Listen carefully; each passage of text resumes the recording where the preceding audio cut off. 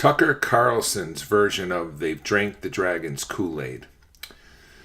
As I've been going through this series, you've been hearing the phrase dragon's disciples, which I would like you to understand is the same thing, and some people are referring to it as deep state zealots. I am putting a biblical understanding on this. Gog and Magog is multi-aspectual, or it has many aspects to it. These enemies of Christianity we are seeing have many weapons in their arsenal. One is the unprecedented demagoguery that by no coincidence is political, and the mostly demagogues are behind it. Another is the invasion headed towards and still amassing at our southern border, and there are other aspects to that that are described in the other videos on this channel as well. This channel's videos do not get outdated, so please check them all out. I try to line it up with current news, but the biblical ties to these events are not outdated, say after a month or more or whatever. They are still just as relevant today and tomorrow until God steps in, as he has in ancient times, and sends down fire from heaven and devours the military-style hordes, pagan hordes, because after that, it will be a new, different world.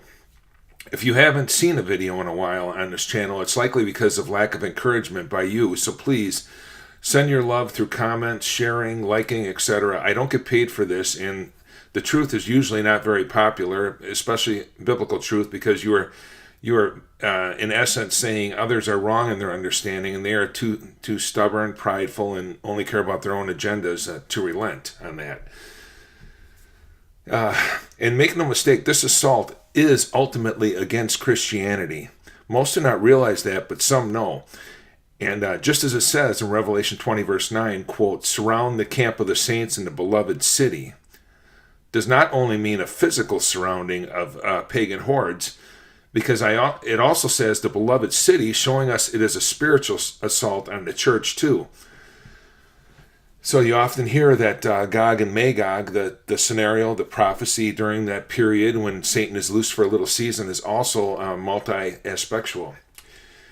We hear Russia delusion on the news quite a bit today. It was never a delusion. It was always an illusion, because they knew it was a lie, and they were trying to conquer our electoral process with it. The Russia illusion, they are illusionists and always were. Also, I'd like to ask something, and your response would be helpful to all of us, that I'm not hearing anywhere. Where is proof Russia meddled in our election? That is like the Holy Grail, just being accepted and not questioned, as far as I know. So where's the proof for Russia meddling? If I missed it, I'm sorry. I think if there is any, they are doing their classic deception that I talked about in other videos, to turn the tables and accuse you of what they did. So they may have used the Russians to set up Donald Trump, during the campaign. The different institutions in the Hillary administration may have used the Russians to throw a little more confusion in there at us. The FBI illegally unleashed its powers on a candidate for the office of the United States presidency, an astonishing first. It did so on the incredible grounds that the campaign had conspired to aid a foreign government, and it used the most aggressive tools in its arsenal. Do you understand that? These American institutes misused and abused the powers given to try and obstruct an election of a president who we the people voted for. Then, when he won, turned the tables and falsely accused him of what they were doing. They accused by their own devised pseudo-value system of the dragon they have deceived you into believing are common values but are not biblical values. This again is the unprecedented demagoguery we are talking about, that by no coincidence it's political. We're also hearing a lot about hate. I would add fake hate. Just recently, there was a black woman who cried hate crime over pollen on her car to gin up anti-white sentiment to make white people look like hateful bigots. I recently heard a reporter who is a Christian and therefore a brother say that other blacks are so vindictive they want white people to be enslaved like they were. Well, here's a news flash you can shout from the rooftops. We've all been slaves at some time in history. You may also be surprised to hear there were black slave owners. That's right, blacks owned other blacks as slaves. But make sure you check out the book by Michael Hoffman. They were white and they were slaves. But they use fake hate and hate hoaxes. Jussie Smollett and recent graffiti designed to appear from a white supremacist. But this woman was paid to do it, and she was spotted. What position should we take on all the victimization of hate they're flinging at us today? Well, the Bible defines wrong hate, hate is not always wrong, as someone who wants to murder a brother, 1 John 3:15. But there is also a just hate. Even God hated Esau, it says in Malachi 1:3 and Romans 9:13. He said he hates the assembly of evildoers in Psalms 26:5. In Ecclesiastes 3:8, it tells us there is a time for love and hate, war and peace. Psalms 139:22, I hate them with perfect hatred. They are become mine enemies. So hate is not always wrong as they would have you believe. So they accuse of this fake hate. When they do that, fight it with vengeance. Equip yourself with what you are hearing and what you learn. Jesus said he hated works and wrong ideologies too, and commended his church for doing so in Revelation 2:6 and 15. The truth of the matter is, we are to hate evil, and that is why those of the dragon's system that are using fake hate, they hate us because we're witnessing that their deeds are evil, like condoning sodomy, killing babies for the pleasure and convenience of sexual immorality, usually for falsely accusing with the race card when you run out of arguments because your argument is wrong. Fake hate, as Trump would say if he thought of it. Also, these demagogues are expert labelers. They label you not only as a hater, but they dismiss the facts by labeling, example, that's Fox News, for Fox News, F-A-U-X. I don't have to listen to that. They conveniently dismiss facts that don't fit their evil agendas by labeling. Fox News, and I think Fox News is being deceived about Zionism and wrongly, unless I'm told otherwise by you guys or someone promoting, advancing this Russia meddling, and as Russia as the top enemy of the United States. You have to question these strong desires they have to get across. Why do they want us to hate Russia? Well, I don't know. Is it any coincidence they're white and Christian and they want to remain a sovereign nation? I don't know. I'm asking. I'm searching. Where is the proof for all this Russian hate? The origins of this that we are trying to use scripture, the aspect of Gog and Magog, you are seeing nowhere else than here. Okay, now on to what I see as kind of Tucker's version of the Kool-Aid. Tucker doesn't equate the madness occurring now with the dragon because he doesn't know its association or the origins of what we are witnessing. We at the Hawk Report are saying the reason we are seeing the dark agenda of the dragon is because we are seeing Gog and Magog that has come on the scene after the figurative 1,000 years that began with the destruction of Jerusalem circa 70 AD, and the figurative 1,000 years denotes a long period that ended circa 1948 AD with the reemergence of the Christian adversary. The long period representing the 1,000 years Satan was bound is a time being compared to the short period Satan, the Christian adversary, is now loosed since 1948 and has renewed its deception to the nations. The dragon's dark agenda is against the MAGA, Make America Great agenda.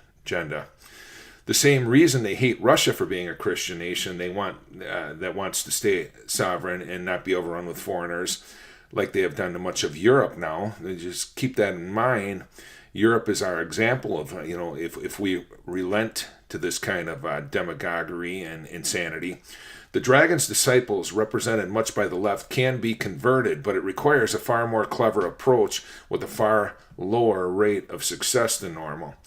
They are psychologically driven to resist any efforts to awaken them to reality. That is why Trump calls them the resistance party. As Mark Twain said, it's easier to fool people than to convince them they have been fooled. Speaking of the brainwashed Marxist socialist left of his day, today, with Gog and Magog ever present on our world scene that is representing all the unprecedented demagoguery, Magog is in the word of that, we are witnessing, because of the spiritual darkness that goes along with it, we are no doubt seeing the highest level of rebellion and animosity from these crazies. The thought police, notice I did not say our thought police, but the thought police that Tucker refers to them in this following footage as the mob, by saying we will never bow to the leftist mob's attempts to silence us no matter what, are who he addresses in his following footage. While I can't say for sure on every instance, but discernment with influence by our Christian principles tells me Tucker is on the same page regarding these people, but just does not understand the sinister origins and therefore does not talk about them from this perspective. Well, one thing is for certain, he sees the deep state, told the party line, told the line meaning an idiomatic expression that is to confirm to a rule or standard. The party is just an expression for their group or any group. I like how Tucker emphasizes how these, what I refer to as the disciples of the dragon, these unprecedented demagogues, always turn the tables. You are the bad one that needs to beg forgiveness. They will never grant anyway, and they are our good overlords. I was just watching a video on the denigration of Chicago and made a comment. Yup, since the 90s when rap crap infiltrated our society, what do you expect when lowlifes make a prisoner their idol to dress and act like? And people were agreeing with me. See, I grew up at the tail beginning of it in the late 80s with figures like Dr. Dre, and I never bought or listened to, even though some of my classmates did, because that culture is a disgrace, in my opinion, and to many is a disgrace to the human race. It's not even real talent, most of it. There's some good, yeah, or at least a very criminal or classless. And I don't need to fit into that. I have my own style, but this seems all to fit in with people worrying about fitting in and not being racist and just going along with the crowd if you are, a full-fledged follower. All right, folks. Hope I brought some clarity to the madness we have to endure for now. If I did, hit that like button and don't forget to share. For now, I hand it over to Tucker to give you his version of the Kool-Aid people are letting themselves be susceptible to because they don't live their Christian principles enough to call out this madness.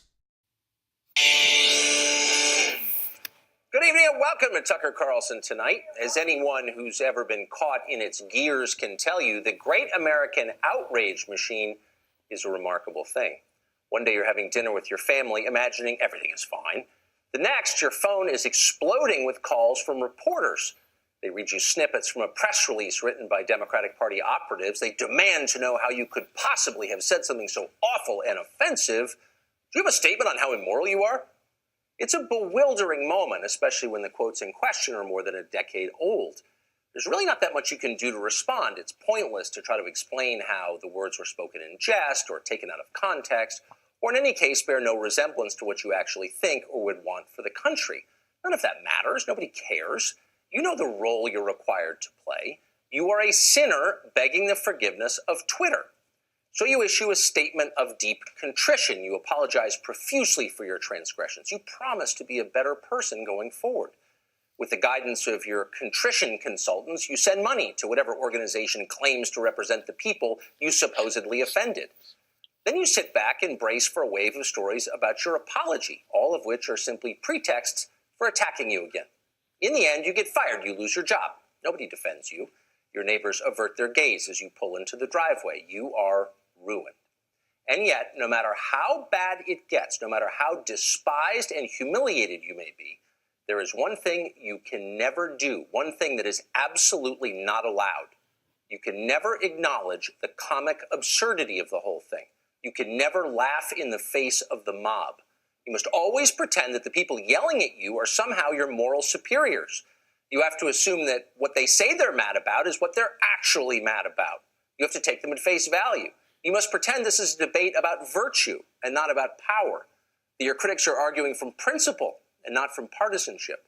No matter what they take from you in the end, you must continue to pretend that these things are true. You are bad, they are good, the system is on the level. But what if we stopped pretending for a minute? What if we acknowledged what's actually going on? One side is deadly serious. They believe that politics is war. They're not interested in abstractions or principles, rules or traditions. They seek power. They plan to win it, whatever it takes. If that includes getting you fired or silencing you or threatening your family at home or throwing you in prison, okay. They know what their goal is. If you're in the way, they will crush you. What's interesting is how reliably the other side pretends that none of this is happening. Republicans in Washington do a fairly credible imitation of an opposition party. They still give speeches, they tweet quite a bit, they make concerned noises about how liberals are bad. But on the deepest level, it's all a pose.